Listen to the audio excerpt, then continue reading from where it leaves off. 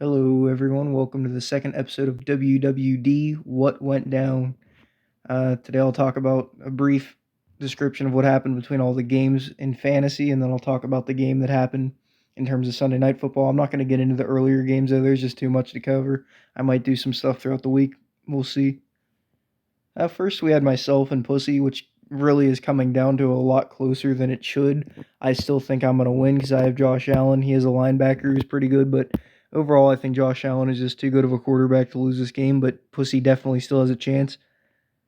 Scrambled and waggled, as we'll talk about later, came back in a ridiculous way. It was down to a 5% chance of winning, but Dallas just outlandish 90 points, just absolutely pulling him back in it. Now he's projected to win.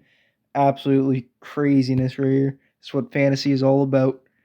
We had an upset with Dictatorship, most likely going to lose to Karen's husband here, with a big upset with Dallas's offense barely doing much this game. We'll talk about that later, too. You had the two shit teams playing each other, and it looks like MILF came out on top. And you had a huge nail biter between Mr. Steeler Girl and Big Yawners, which came down to a 5-point difference. But the Big Yawners appear to have the first clinched win of the season, although stat changes could be a thing, like I said earlier. And then you had a second upset where Booty Basher completely blew Toxic out of the water. It wasn't even close. And other than that, that's pretty much all we have. We have some competitive games still between me, Pussy, Scrambled, waggled, and PMC. And then Dictatorship and Karen's husband. Other than that, these games are pretty much sealed. Now, what went down in the game just a few moments ago, about 20 minutes or so ago? Now, you can see the score, and you just wonder, whose dick did Evan suck?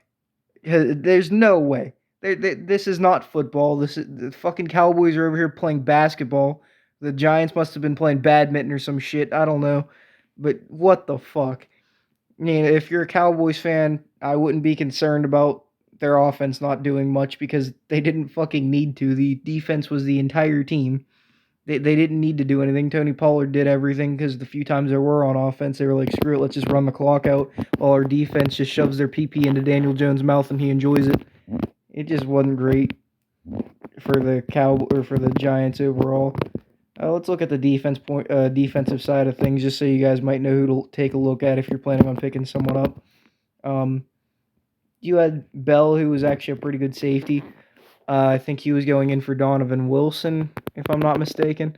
But yeah, he did pretty good. 8 total tackles. Leighton Vander Esch did okay. You don't really want to see around 8 to 10, but that's not bad for a 6 tackle solo. Gilmore had a nice pick. So he's a solid corner with good tackling, or with okay tackles and the upside there, but I wouldn't really worry about picking him up. You had Oso Digizua, who was actually getting 2 sacks. That was a pretty good game for him, but I don't know how consistent that's going to stay. Overall, from a fantasy point of view, unless you have the team defense, there really isn't much special here. And then, yeah, there wasn't really much you can say that was good or bad about the offense just because they didn't need to do anything. But overall, the defense is just stupid good. Now, if you have any Giants, this is where things might be concerning for Saquon Barkley and Daniel Jones and Darren Waller, people like that. I don't think it's going to be that bad. I think this might have just been a crazy performance by this insane Cowboys defense. I think the Giants might be better than this game suggests, but we'll have to wait and see. It's definitely concerning. Daniel Jones played like shit. Saquon Barkley didn't play bad. He actually did good. He had 4.2 yards per carry. It was a bit more than that, but they put him in a few times, and he got stuffed at the line at the end there. And then, as you see there, he also had 3 catches for 12 yards. So you can't blame this on Barkley. Overall, he'll still probably do good as the season goes on. Everyone else might be concerning as we go, though. Let's take a look at the defense. McFadden, that's something. He had 10 total tackles, 3 solo, 7 assists. So maybe keep an eye out on him. He might have some stuff going on. Other than that, yeah, there's really not much upside to this. I wouldn't say drop O'Creaky or anything like that. I'd just say keep an eye out for this McFadden guy because I've never even heard of him, but putting up 10 tackle solo, you see the difference between his numbers and everyone else's. He might be the main tackler on that team.